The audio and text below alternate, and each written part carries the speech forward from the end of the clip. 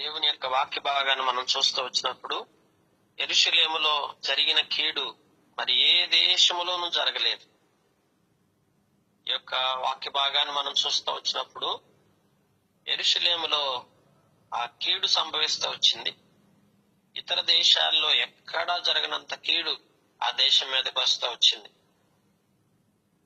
నిజంగా ఒక కీడు మన జీవితంలోకి వస్తుందంటే మనం సహజంగా మనందరికి తెలుసు, కీడు వెనక దేవుడు మేలు దాచి ఉంచుతాడని తెలుసు. కానీ కీడు ఏదైనా సంభవిస్తున్నప్పుడు మనం చాలా బాధకు గురైపోతాం. ఎందుకు? కీడు ఎంతో సమస్యతో కూడుకున్నది. ఒక కీడు మన కుటుంబంలో గాని మన యొక్క జీవితంలో గాని వస్తే దాన్ని భరించుకోవాలి, దాన్ని సహించుకోవటం చాలా కష్టం.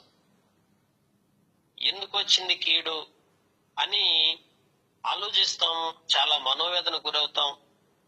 ఎందుకు ఈ కీడు సంభవిస్తుందని ఒక్కోసారి కీడు వెంట కీడు జరుగుతుంది, అది ఇంకా బాధ గురి చేస్తుంది. యోబు జీవితంలో కీడు వెంట కీడు వచ్చింది. వరుసన సంభవించిన కీడు వెంట కీడు, కీడు వెంట కీడు జరిగింది. ఖాళీ అయిపోయాడు అన్ని కీడు సంభవించేసరికి. ఈరోజు మన జీవితంలో కూడా దేవుడు ఒక కీడును మన జీవితంలో అనుమతింపజేస్తున్నాడంటే ఆ కీడు వెనక ఏ స్థితిలో మనం ఉన్నామన్నది చాలా ప్రాముఖ్యమైన విషయం.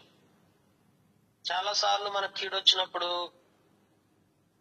మనుషులన్నాక కీడు సంభవించకుండా ఉంటుందా, ఖచ్చితంగా కీడు జరుగుతుంది కదా అని మనం తలుస్తాం కానీ ఆ కీడు వెనకున్న దైవికమైన దేవుని ఉద్దేశం ఏమైనదో అని ఆలోచించి దేవుని సన్నిధిలో మనం ఎప్పుడు కనిపెట్టుకుని ప్రార్థించేవారు ఉండాలి.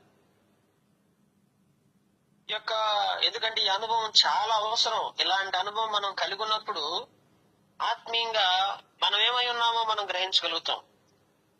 ఇక్కడ దేవుని వాక్యంలో మనం చూస్తుంటున్నప్పుడు ఏ దేశంలో జరగనటువంటి కీడు ఆ దేశం మీదకి వచ్చింది.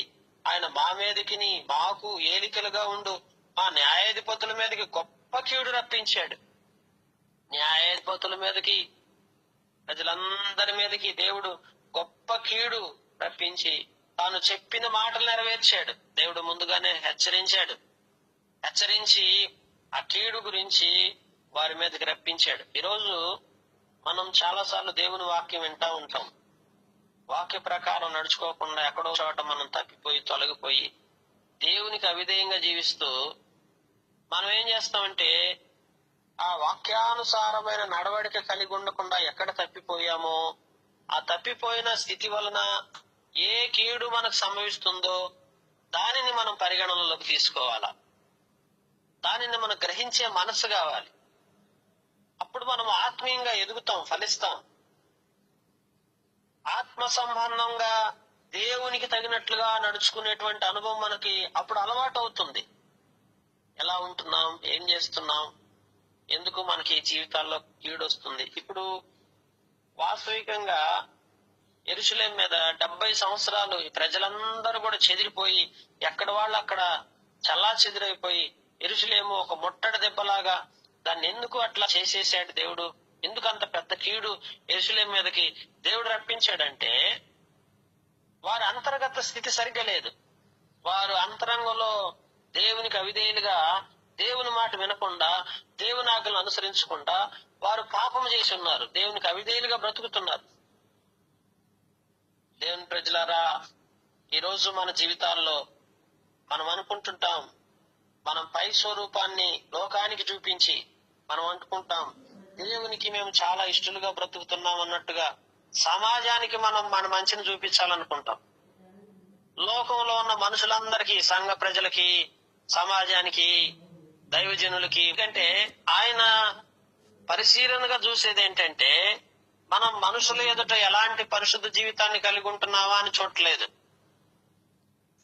గమనించారా? అంతరంగంలో మనం ఎలా ఉంటున్నాం అనేది దేవుడికి చాలా ముఖ్యం. ఇప్పుడు ఈ యొక్క యెరూషలేమును చూసినప్పుడు బయట సొసైటీకి వీళ్ళు చాలా మంచిగా కనపడొచ్చు, కానీ దేవుని దృష్టికి మాత్రం వీరు దేవుని వాక్యానుసారమైన నడవడికి వీరిలో కనిపించలేదు. ఎందుకంటే దేవుని మాట వారు వింటలేదు. దేవుని బిడ్డలారా గమనించండి. అందుకే పరిశుద్ధ గ్రంథంలో మనం చూసినప్పుడు ధర్మశాస్త్రమందు వ్రాసిన కీడంతయు మాకు సంభవించినను మేము మా చెడు నడవడిక మానకపోతిమి. ధర్మశాస్త్రమందు రాసిన కీడంతా మనకి ఒక్కోసారి ఆ కీడంతా మన మీదకి వచ్చిన మనలో మాత్రం ఆ చెడు నడవడిక పోదు. ఇప్పటికే మన జీవితాల్లో ఎన్నో కీడులు సంభవించి ఉంటాయి. కానీ కీడు సంభవించినప్పుడైనా నీ నడవడిక మారుతుందేమో అని దేవుడు చూస్తే నీ నడవడికలో అసలు ఏ మార్పు లేదు, నీ ప్రవర్తనలో అసలు మార్పు లేదు. నీ ప్రవర్తన మార్చుకున్నది గాని, నీ చెడు నడవడికను విడిచిపెట్టింది గాని అసలు ఏ మాత్రం కనిపించట్లేదు. గమనించారా? సహజంగా చెడు నడవడిక ఎప్పుడు మన నుంచి దూరం అవుతుందో తెలుసా? మనం ఒక చెడు నడవడికలో నడుస్తున్నప్పుడు దానిని మన నుంచి దూరపరచడానికి దేవుడు మన జీవితంలో కొన్నిసార్లు కీడు అనుమతింపజేస్తాడు కదా. ఆ కీడు అనుమతింపజేసినప్పుడైనా మనలో ఆ చెడు నడవడిక పోతుందేమో, మార్చుకుంటామేమో, తీసివేసుకుంటామేమో అని దేవుడు ఎదురు చూస్తూ ఉంటాడు. ఇప్పుడు వీరి యొక్క జీవిత అనుభవాన్ని చూస్తూ వచ్చినప్పుడు ధర్మశాస్త్ర సంబంధమైన కీడు అంటున్నాడు. ఈ మాటను గమనించండి. ధర్మశాస్త్ర సంబంధమైన కీడేంటి? ధర్మశాస్త్రమందు రాసి ఉంచిన కీడు అంటున్నాడు. అంటే ధర్మశాస్త్ర సంబంధముగా అంటే ధర్మశాస్త్రం ఏం చెప్తుంది? దేవుడు ఏదైనా ఒక కీడు మన మీదకి రప్పించేటప్పుడు ఫస్ట్ ధర్మశాస్త్రాన్ని ఆయన కూడా అనుసరిస్తున్నాడు. ధర్మం తప్పి ధర్మశాస్త్రానుసారం కాకుండా, ధర్మశాస్త్రం అంటే మోషే గారి కాలంలో దేవుడు కొండ మీదకి వెళ్ళినప్పుడు మనిషి అసలు ఎలా ఉండాలి, చట్ట ప్రకారం, న్యాయ ప్రకారం, నీతియుక్తంగా ఎలా జీవించాలి, ఏ ఆజ్ఞలు అనుసరిస్తే అతను కరెక్ట్, ఏది మంచి, ఏది చెడు, ఏది కరెక్ట్ కాదు, ఏది న్యాయం, ఏది సత్యం, ఏది అసత్యం, అదంతా కూడా మనం పరిగణనలోకి తీసుకున్నప్పుడు మన దృష్టికి కొన్ని మనం చేసేది, మన నడత అంతా ఎట్లా ఉంటదంటే ఈరోజు అది మన దృష్టికి కూడా మంచిదై ఉండొచ్చు. మన నడత ఒక్కొక్కసారి సమాజం కూడా మన నడతను మెచ్చుకోవచ్చు, కానీ దానివల్ల ప్రయోజనం లేదే. ధర్మశాస్త్ర సంబంధంగా నీ నడత సరి చేయబడాలి కదా. ధర్మశాస్త్ర సంబంధమైనటువంటి వాక్య వెలుగులోను చూసినప్పుడు నీ నడత కరెక్ట్ గా ఉందా లేదా అనేది చాలా ప్రాముఖ్యం. దానిని పక్కన పెట్టేసి ఇదిగో మనుషులందరూ నా నడతను మెచ్చుకుంటున్నారంటే అది ఉపయోగం లేదు. లేదా నీ మనస్సాక్షి కూడా నా నడత ఓకే చేస్తుంది, నా మనస్సాక్షి పరంగా నా నడతలో ఏ తప్పిదము లేదు అన్నా గాని ఉపయోగం లేదు. మరేం చూసుకోవాలి? ధర్మశాస్త్రం అంటే చట్టము డీలరా లోకము చెప్తా ఉంటారు, చట్టం తన పని తాను చేసుకుపోతుందని. ధర్మశాస్త్ర సంబంధమైన చట్టం ఉంది కదా. దేవుడు ఎప్పుడో మోషే గారి కాలంలోనే లా అండ్ ఆర్డర్ ఆయన నిర్ణయించాడు. ఆ ధర్మశాస్త్ర సంబంధమైన ఆ పరిస్థితిని పరిగణనలోకి తీసుకుని దేవుడు ఏం చేస్తాడంటే కీడు మన జీవితంలోకి అనుమతింపజేస్తాడు. దేవుని బిడ్డలారా గమనించండి. అందుకనే వారి జీవితాల్లో ఒక కీడు అనుమతింపజేసిన కానీ వారి చెడు నడవడిక మానకపోతిరి, సత్యమును అనుసరించి బుద్ధి తెచ్చుకున్నట్లు మా దేవుడు అయిన యెహోవా సమాధానపరచకపోతిమి. సత్యమును అనుసరించి ఏం చేయలేదు? ఆ బుద్ధి తెచ్చుకోలేదు, ఆ బుద్ధి మార్చుకోలేదు, చెడు బుద్ధి మారలేదు. ఆ చెడు బుద్ధి మార్చుకోక, ఆ సత్యాన్ని అనుసరించకుండా, ఆ బుద్ధి మార్చుకోకుండా ఆ చెడు నడవడికి అలానే కొనసాగిస్తున్నారు. బిడ్డలారా, ఈరోజు నీ జీవితంలో ఎన్నోసార్లు దేవుడు నీకు కీడు అనుమతింపజేసి ఉండొచ్చు. కీడు అనుమతించిన ప్రతిసారి కూడా దేవుడు గుర్తుపెట్టుకోండి, దేవుడు నిన్ను పరీక్షించడం మొదలు పెడుతున్నాడు. ఈ రోజు నీ జీవితంలో ఎన్నోసార్లు నీ జీవితంలో కీడు సంభవించి ఉండొచ్చు. ఆ కీడు సంభవించిన ప్రతిసారి దేవుడు నిన్ను పరీక్షలోకి తీసుకొస్తున్నాడు. దేవుడు నీ జీవితాన్ని పరీక్షించి టెస్ట్ చేస్తా ఉన్నాడు. ఆ టెస్ట్ చేసేటప్పుడు, పరిశీలించేటప్పుడు కానీ నీలో ఎక్కడ కూడా ఆ ప్రవర్తనలో మార్పు కనిపించినప్పుడు దేవుడు మనల్ని పిల్లారా ఆత్మ సంబంధంగా ఇలాంటి యెరూషలేముకు 70 సంవత్సరాలు ముట్టడి వేయబడిన దెబ్బలాగా ఎందుకు మారిపోయింది, ఇంత భయానకమైన కీడు ఎందుకు సంభవించిందంటే కారణం ఇదే. ఈరోజు సమాధాన పరుచుకోకపోతిమి. దేవుడితో మనం సమాధాన పడుతున్నామా? సత్యాన్ని అనుసరించడానికి మనసు అంగీకరిస్తున్నామా? బుద్ధి తెచ్చుకుంటున్నామా? ఎక్కడ సరి చేసుకోవాలో అది సరి చేసుకునే మనసు మనకుందా? అందుకే దేవుడు అంటాడు, మాట వినలేదు గనుక ఆయన తన సమస్త కార్యముల విషయమై న్యాయస్థుడై ఉన్నాడు. ఏ కార్యము కూడా, ఆయన చేసిన ఏ కార్యము కూడా అన్యాయము అని చెప్పజాలమండి భూమి మీద.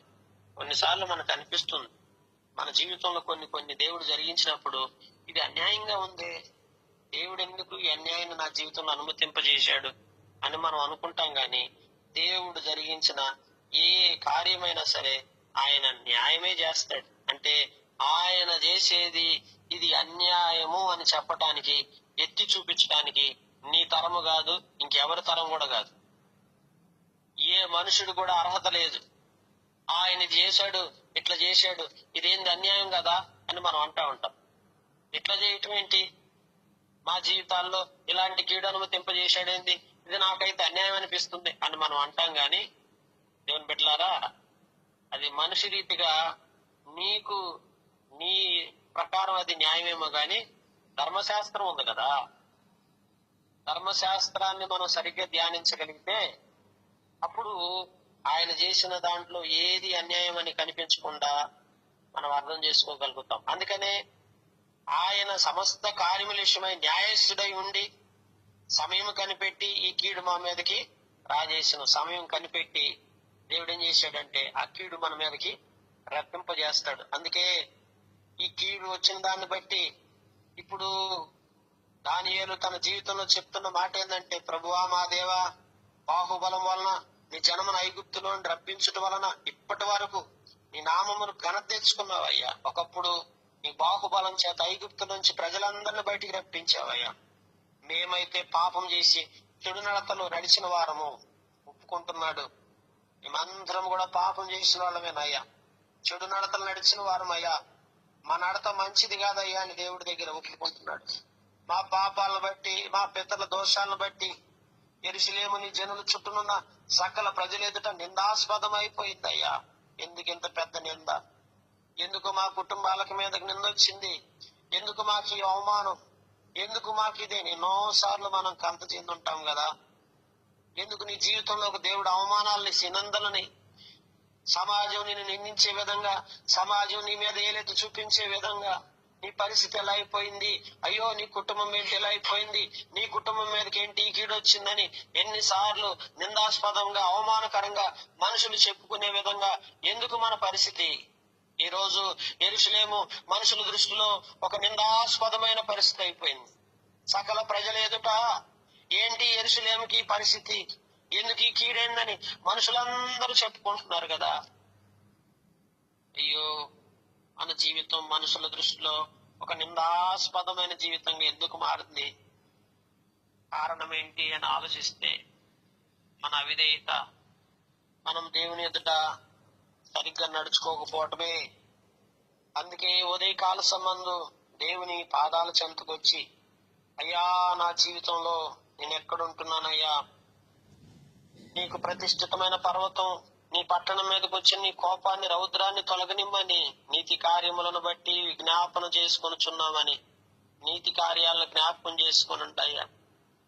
ఆ చెడు నడవడికను బట్టి ఆ కీడు మా మీదకి వచ్చినప్పటికీ ఏమని ప్రార్థిస్తున్నాడంటే, నీతి కార్యాలు కూడా ఉన్నాయి కదా, వాటిని జ్ఞాపకం చేసుకోండి. అలాగే నీ దాసుడు చేయు ప్రార్థనా విజ్ఞాపనలు ఆలకించి చిత్తానుసారంగా శిథిలమైపోయిన పరిశుద్ధ స్థలం నీ ముఖ ప్రకాశాన్ని మరలా రానిమ్ము. శిథిలమైపోయిన నీ జీవితంలోకి మరలా దేవుని ముఖ ప్రకాశం కొరకు కనిపెడతావా? నా బ్రతుకులో అయ్యా కీడు వచ్చింది, ఇగో ఈ నష్టం వాటిల్లింది అని ఎన్నోసార్లు నువ్వు బాధపడతా వచ్చావు కదా. మరలా మీ ముఖ ప్రకాశం మా కుటుంబం మీదకి రమ్మని రానివ్వండి అయ్యా.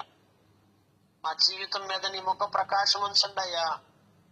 నీ ముఖ ప్రకాశం మా కుటుంబాల మీద ఉంటే మాకు ఆశీర్వాదం. అవును, దేవుని ముఖ కాంతి ఏ కుటుంబం మీద అయితే, ఏ మనుషుల మీద అయితే నిలిచి ఉంటుందో ఆ కుటుంబాలు దీవించబడతాయి. కనుక ఆ ముఖ ప్రకాశం కొరకు కనిపెడదామా? అందుకే దానియేలు అంటున్నాడు, నీ ముఖ ప్రకాశం మరలా మా మీదకి రానివ్వమని.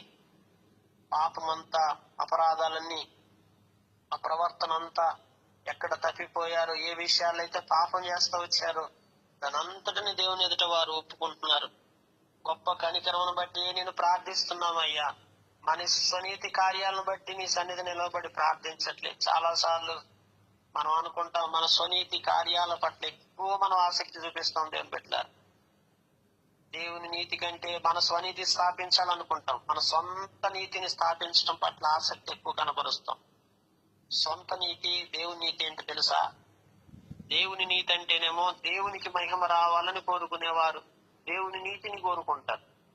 స్వనీతి అనేది ఏంటంటే మనిషికి మహిమ రావాలని ఆశపడేవాడు స్వనీతిపరుడు. ఇదిగో నాకు మహిమ రావాలి, నాకు మాత్రమే రావాలి మహిమ అని ఎవరైతే ఆశపడతారో అలాంటి వారు తన సొంత నీతిని స్థాపించడానికి ప్రయత్నం చేస్తారు. దేవుని బిడ్డలారా, స్వనీతి మురికి గుడ్డలతో సమానమైంది. నీకంటూ నీతి ఉండాల్సిన అవసరంలా, నీ నీతి గురించి ఎవరు చెప్పుకోవాల్సిన అవసరం లేదు. నిన్ను బట్టి దేవుని నీతి, దేవుడు మాత్రమే నీతిపరుడు. రోజు మనం అనుకోవచ్చు ఏమని, మనం అందరం నీతిపరులమే కదా, నీతిమంతులుగా మార్చబడ్డాం కదా. నీతిమంతులుగా సమాజానికి కనిపిస్తున్నప్పుడు ఆ నీతి లోకములో స్థాపింపబోనుకోవడంలో తప్పేముందనుకుంటాం. మన సొంత నీతిని దేవుని భూమి మీద స్థాపించబోనుకుంటే అంటే ఇక్కడ గమనించాల్సింది ఏంటంటే మనం ఏమై ఉన్నామో, మనలో ఉన్న నీతి ఏమైనదో అది దేవుని మూలంగా కలిగిందే కదా. కనుక ఈరోజు మనం నీతి అని చెప్పుకుంటున్నాము, ఏదైతే మనం నీతిమంతులు అని చెప్పుకుంటున్నామో ఆ నీతి నీది కాదు కదా, దేవుని ద్వారా నీకు కలిగిన నీతి కదా. కనుక మరి ఎట్లా స్వనీతిని స్థాపించబోనుకుంటాం అంటే వీళ్ళ అనుభవం ఎట్లుందంటే, ఆనాటి దినాల్లో వారు ఒప్పుకుంటున్నది ఏంటంటే ఆ స్వనీతి కార్యాలను బట్టి చూసినప్పుడు నీ సన్నిధిలో మేము నిలవబడి ప్రార్థించట్లేదయ్యా. మన స్వనీతి కార్యాలను బట్టి చాలా సార్లు అనుకుంటాం, మన స్వనీతిని బట్టి దేవుని దగ్గర మనం ప్రార్థించేవారు ఉండకూడదు. ఎట్లాంటిది సొంకరి పరిసేలాగా ఉంటుంది. సొంకరి ఏమాత్రం స్వనీతిని ప్రజెంట్ చేయట్లేదు ముందు ప్రార్థనలో కూడా. కానీ పరిసేయుడైతే తన గొప్పతనాన్ని చెప్పుకుంటున్నాడు. ఈరోజు మనుషుల్లో నేను ఒక గొప్పదాన్ని అని ప్రూవ్ చేసుకోవడానికి ప్రయత్నం చేసే వాళ్ళంతా స్వనీతి పరులే. నీవు ఒక గొప్పవాడివి, నేను సంఘంలో నేను గొప్పదాన్ని, సమాజంలో నేను గొప్పదాన్ని, నాకు మంచి పేరు కావాలి అని మన ఘనత కొరకు, మన పేరు ప్రఖ్యాతల కొరకు, మన యొక్క పేరు అందరూ చెప్పుకోవాలని, మనల్ని అందరూ అనుసరించాలని ప్రయాసపడే ప్రతి వ్యక్తి కూడా స్వనీతిపరుడే. దేవుని బిడ్డలారా, దేవుడు గణపరచబడాలి, దేవునికి మహిమ వస్తే చాలు, నేను దాగి ఉండాలి, నేను గణపరచబడాల్సిన అవసరం లేదు, నేను ఎక్కడా కూడా పేరు తెచ్చుకోవాల్సిన అవసరం లేదు, నాకేం అవసరం లేదు, దేవుడికి మహిమ వస్తే చాలు అనుకునేవారే దేవుని నీతిని స్థాపించబోనుకుంటున్నాడు. కనుక ఇక్కడ మన స్వనీతి కార్యాలు మురికి గుడ్డల వంటివి కనుక, అంటే దేవుడు అంటాడు ఒకవేళ మన సొంత నీతిని మనం స్థాపించబోనుకుంటున్నాం. పరిసేయుడు అంటాడు, ఏమంటాడు, దశమ భాగాలు ఇస్తున్నాను, వారానికి 2 సార్లు ఉపవాసం ఉంటున్నాడు. ఎందుకు ఉంటున్నాడు ఉపవాసాలు, ఎందుకు ఇస్తున్నాడు దశమ భాగాలు చెప్పండి? దశమ భాగాలు ఇచ్చుటలో, ఉపవాసాలు ఉన్నట్లో అతని స్వార్థం ఉంది. ఏం స్వార్థం ఉందంటే అతనికి పేరు రావాలనుకుంటున్నాడు. చాలా సార్లు ఒక పని చేసేటప్పుడు ఈ పనిలో మనకు పేరు రావాలా, దేవునికి పేరు రావాలా, చాలా ముఖ్యం. మనకు పేరు రావాలనుకునేదే స్వనీతి, మనకి ఘనత రావాలనుకునేదే స్వనీతి, మన గురించి చెప్పుకోవాలనేదే స్వనీతి. దేవుని గురించి చెప్పుకోవాలి, దేవునికి ఘనత. ఏంటి దేవుని గణపరచడం అంటే, దేవుని పని జరిగించామనుకోండి, దేవుడు కొన్ని మన టాలెంట్స్ ఇస్తాడు, ఆ టాలెంట్స్ వినియోగిద్దాం.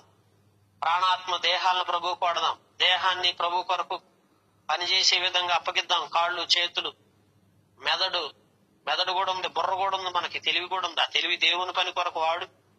చేతులు ఉన్నాయి, దేవుని పని చేయి చేతులతో. కాళ్ళు ఉన్నాయి, దేవుని కొరకు కాళ్ళు నడువు, పరిగెత్తు. హృదయం ఉంది, దేవుని చేత నింపుకో. అలాగే మనం చూస్తే మనకు ఆర్థికంగా డబ్బు ఉంది, దేవుని కొరకు వాడు, దేవుని కొరకు ఇవ్వు. ఏమవుతుంది, దేవుడికి ఘనత వస్తుంది. ఆ రీతిగా మన జీవితం అంతా ప్రాణాత్మ దేహాలు ప్రభువుకి, మనకున్నవి ప్రభువుకి అర్పించుకోవాలి, మన సమయం ప్రభువుకి అర్పించుకోవాలి. నువ్వు అర్పించుకోకుండా ఎందుకు అర్పించుకోము అంటే దేవునికి ఘనత రావాలనే మనసు మనలో ఉన్నప్పుడు అంటండి ఈ ఆలోచన అంతా నిన్ను రేపుతా ఉంటదండి. నీ హృదయం ఎప్పుడు కూడా నీ హృదయం దాని కొరకు ఆశపడతా ఉంటది. ఎట్లా ప్రభా నీకు ఘనత తీసుకురావాలయ్యా, ఎట్లా తీసుకురావాలయ్యా, నేనేం చేయలేకపోతున్నానయ్యా, నా ద్వారా ఏం తీసుకురావాలయ్యా ఘనత, నేనేం చేయగలనా? అందరూ అన్ని చేయలేము, కానీ ప్రియులారా చేయగలిగినంత వరకు దేవుని మహిమ, దేవునికి ఘనత తీసుకొచ్చే విధంగా మనం క్రయం చెల్లించడం. పైగా చేసిన తర్వాత నాకు ఘనత రావట్లేదని బాధపడాల్సిన అవసరం లేదు. నీకు నిత్యత్వంలో, అనిత్య రాజ్యంలో నీవు చేసిన ప్రతి చర్యకి ప్రతిఫలం అక్కడ ఉంటుంది. ఏది చేసినా ఇదిగో చేశాను ప్రభా, ఎంత ప్రయాసపడాను ప్రభా, నన్ను ఎవ్వరు మెచ్చుకోవట్లేదా? ఏం అవసరం లేదు, అసలు మెచ్చుకోకూడదు. మెచ్చుకుంటే మన జీవితం పతనం అయిపోతుంది.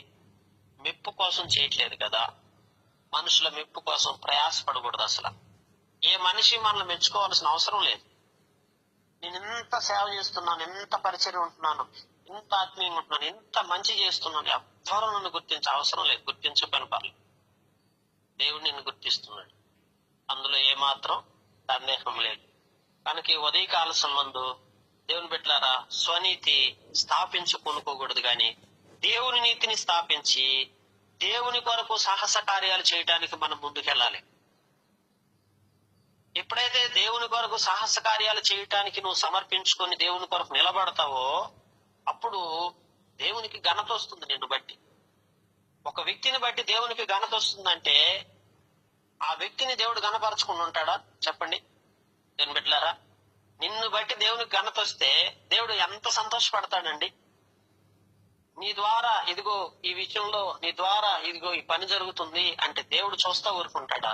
ఖచ్చితంగా ఏం చేస్తాడు తెలుసా? నీ ద్వారా దేవునికి ఘనత వచ్చిన రోజు నిన్ను గణపరచడం ప్రారంభిస్తాడు. అంటే చూసారా, ఇప్పుడు దేవుని గణపరచడం అనేది మనం ప్రప్రథమమైన ఆలోచనగా మన హృదయంలో పెట్టుకుని ఉన్నప్పుడు, మనం నీ పేరు పెట్టబడిన ఈ పట్టణం దృష్టించి చూడు, ఇది ఎవరి పేరు అయ్యా? ఈ పట్టణం ఎవరి పేరు అయ్యా? దీని నాశనం అయిపోతే ఎట్లా అయ్యా? ఈ పట్టణం నీదయ్యా, నీ పట్టణాన్ని, నీ పేరు పెట్టబడిన పట్టణం అయ్యా. ఈరోజు ఎవరి పేరు నీకు తెలుసా? నీ పేరు కాదు. నీవు నష్టపోతే ఎవరికి నష్టం? దేవునికి నష్టం. నీకు కీడు వస్తే ఎవరికి నష్టం? దేవునికి నష్టం. అదేంటయ్యా, నాకు కదా కీడు వచ్చింది, నేను కదా అనిపిస్తుంది. చాలా సార్లు మనం అనుకుంటామండి, కానీ మనం చేసే దాన్ని బట్టి మనకు కాదండి నష్టం ఎక్కువ, మనకంటే దేవునికి ఎక్కువ నష్టం వస్తుంది. మనం చేసే పొరపాట్లను బట్టి దేవునికి చెడ్డ పేరు వస్తుంది, దేవుని మహిమ దొంగిలించబడుతుంది, దేవుని నీతి స్థాపించడం వీలు పడకుండా అయిపోతుంది. దేవుని బిడ్డలారా, ఈరోజు మనందరి జీవితాల్లో ఇది చాలా ప్రాముఖ్యమైన విషయం. ప్రభు దగ్గర ఆ రీతిగా మనం గుర్తెరుగుతా వద్దాం, ఆ రీతిగా మనం ప్రార్థిద్దాం. ప్రభువా మమ్మల్ని క్షమించుము, ఆలస్యం చేయకుండా మా మనవి చిత్తగించుము. ఆ దేవా, ఈ పట్టణమును, ఈ జనమును నీ పేరు పెట్టబడిన నీ ఘనతను బట్టి నా ప్రార్థన వినమంటున్నాడు. అయ్యా, నీ ఘనత, నీకు ఘనత రావాలయ్యా. నీకు అవమానం తెచ్చే పని నా జీవితంలో ఏది చేయనయ్యా. దేవునికి చెప్తామా? ఆత్మీయంగా ఆ రీతిగా మనం ప్రభు కొరకు మనం జీవించినప్పుడు ప్రభు మనల్ని బలపరుచుకుంటూ వస్తాడు. నీకు ఘనత తెచ్చే విధంగా నా బ్రతుకును మలచయ్యా. నా ప్రాణాత్మ దేహాల ద్వారా నేనే మాత్రం నీ ఘనత తీసుకురావట్లేదయ్యా. నా కాళ్ళు నీ కొరకు పరిగెత్తట్లేదయ్యా, నా చేతులు నీ కొరకు పని చేయట్లేదయ్యా, నా హృదయము నిన్ను బట్టి నింపబడట్లేదయ్యా, నా మెదడులో ఉన్న ఆలోచన జ్ఞానాన్ని నీ కొరకు వినియోగించట్లేదయ్యా. నాకున్నవేవైతే దేవయ్యా అని నువ్వు ప్రభు ఎదుట సాగిల పడగలిగితే, దేవుని ఘనత కొరకు నువ్వు ప్రయాసపడగలిగితే దేవుడు తప్పకుండా నిన్ను గణపరచడం ప్రారంభిస్తాడు. ఏ కీడైతే నీ జీవితంలో సంభవించి ఇంతకాలం అనేకమైన కీడులు గుండా నీ బ్రతుకులో నువ్వు ముందుకెళ్తా వచ్చావో ఆ కీడులన్నిటి నుంచి నీకు విడుదలిస్తాడు.